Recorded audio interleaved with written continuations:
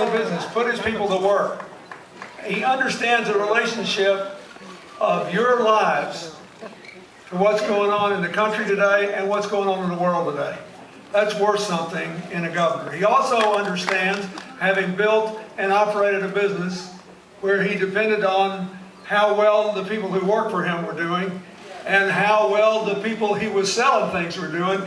As he said to me, he said, you know, if we don't raise the minimum wage, we don't improve the job mix, who's going to buy the stuff we're making?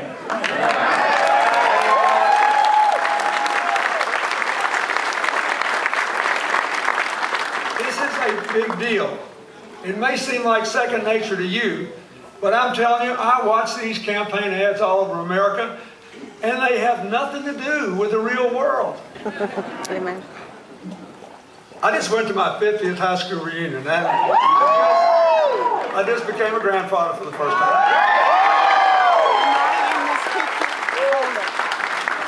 I don't really fit in a lot of these places because I'm not mad at anybody. I'm just happy.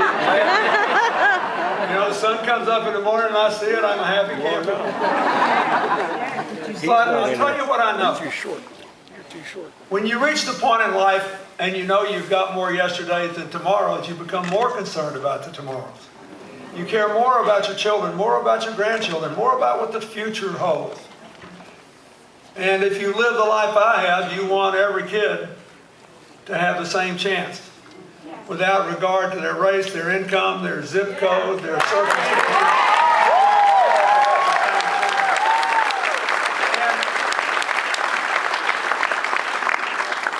So here you are with this state full of gifted people, newfound energy resources, great universities, everything in the world. You're lagging the country in job creation. And you know your country has made a terrible wrong turn since going back before this financial crash, because all the economic gains have gone to people in the top 5%, often in the top 1%. And that doesn't work. What works is shared opportunity and shared responsibilities and building the economy from the middle out and giving poor people an honorable way to work their way into the middle class. That's what works. And we know it. We've seen it. So, when I first read about Tom Wolfe, I thought, this is too good to be true. This guy's too good to be true. And the more I read, the better I felt. Because first, I was governor of a state with a lot of natural gas. I find it unbelievable that you don't have a severance tax on natural gas.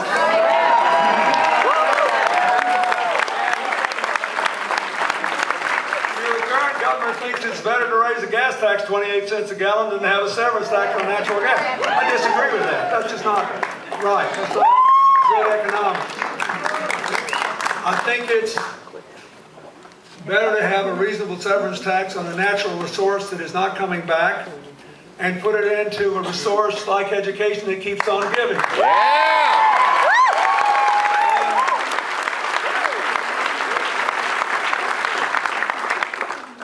I like the fact that he's committed to restore the current administration's cuts in education and to improve access to college and to reduce the pressures on people to drop out of college and to improve training for jobs that will actually be there when kids get into the workforce. We made a mistake, all of us did, back beginning in the 70s and 80s, to divide academic from practical education. I think Western Pennsylvania, Pittsburgh, can become the nanotechnology center of America. That's what you're trying to do. And continue your great universities and still train people for jobs that will actually be in the economy when they enter the workforce. That is a very big deal. And I trust them to do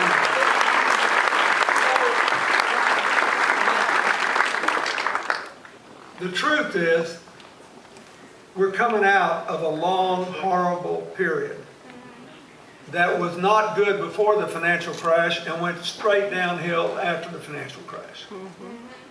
The truth is, if you go back 150 years, when there's a financial crash, on average it takes wealthy countries 10 years to get over. That is 10 years just to get the jobs back you lost in the first place. America made it last month in 6 years.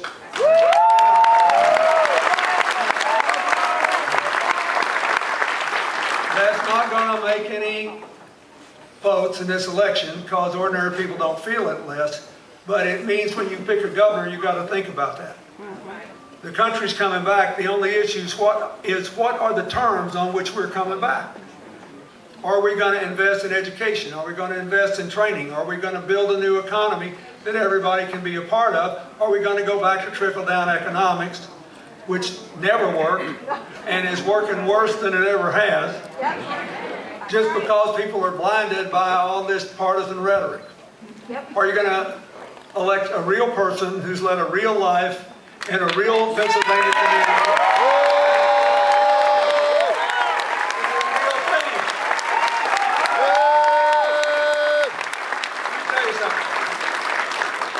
Every place in America and every place in the world. Y'all know at my foundation we work all over the world. We got 2,100 employees. 4 of them I'm really proud of. They're in Liberia and they have never left because they were asked to stay and help put together that. And they keep sending us messages that they stayed because the only real way to remove the threat of Ebola from everybody else in the world is to keep it there, and they've got to develop a healthcare response on the ground to keep it there. So I'm proud of that. But this is real stuff. And most of these hot air ads I see all over America, they don't have anything to do with you in your life. And people have been trying to sell me things all my life. Every time you turn on television, you see the ads between the show you wanted to see. Somebody's trying to sell you something, right? And now that I'm home and out of the White House, I answer my own phone and there's always these calls, people trying to sell me. Thank goodness they don't know who I am. It's all right. Every now and then somebody knocks on the door and trying to sell me something. Here's what I've learned. Anytime somebody's trying to sell you something, by stopping you from thinking, they don't have your best interest at heart. Right?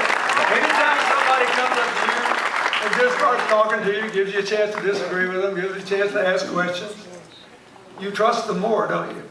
Why would we pick anybody for public office based on the kind of ideological wacko attacks that our friends in the other party are doing? I'm telling you, we got to get the show on the road in this country. We've had enough division, we've had enough paralysis, we had enough fighting. We had to put people first again and make decisions that are good for the present and the future for everybody.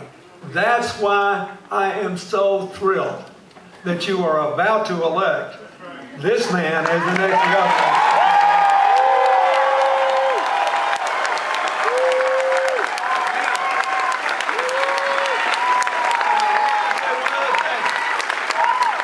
That affects all these legislative races, these congressional races.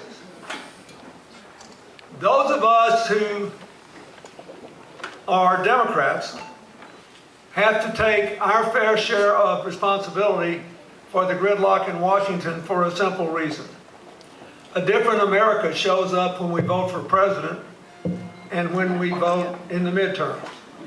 But as you see here, we elect most of our governors in the midterm election. We elect our state legislatures in the midterm election. Every single member of the House of Representatives is on the ballot in the midterm elections. 1/3 of the United States Senate is on the ballot.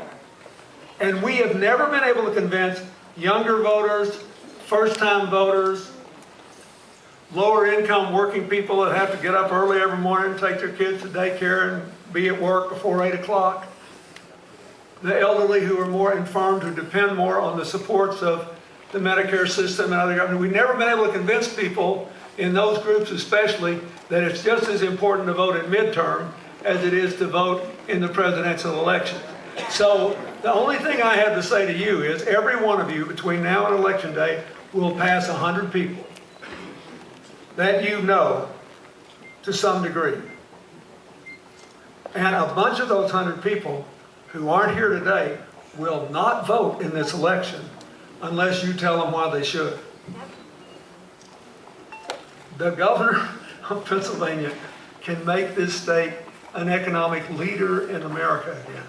Amen. If you do it together. Inclusive politics, inclusive economics, treat everybody like they have half good sense and they've got a contribution to make. Stop dividing people, unite them, announce the goal, invite people to disagree with you, then make the best decision available and get the show on the road. That is what he will do. It is what he will do.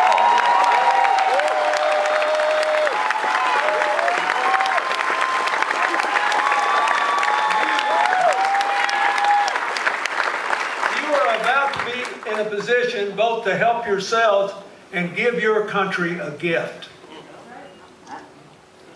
Because if you say, we chose a governor who could have lived anywhere and done anything and he came back to his hometown, who could have gotten a job teaching in an Ivy League school and lived off what his family had already accumulated, instead came home and put more people to work, created more jobs, created more opportunities, and made his own community stronger because his identity permitted him to care about his country, care about the larger world, but care most about the people he grew up with and among, and his potential to help create opportunity right there where his roots are. And that meant he was not somebody who was looking every day for a way to stop you from thinking, but a way to help you think about what was best for you, best for your children, best for your grandchildren. You send that message to America, and maybe we'll get a little more common sense, a little help for Senator Casey in Washington, a little help for your congressman in the House of Representatives. We can do this. We can do this. That's my enduring message. I work all over the world. Wherever people are fighting, good things are not happening. Where other people are working together, good things are happening. You will have the best working together governor you could ever hope to have, and great things will happen when Tom Wolf becomes the governor of Pennsylvania.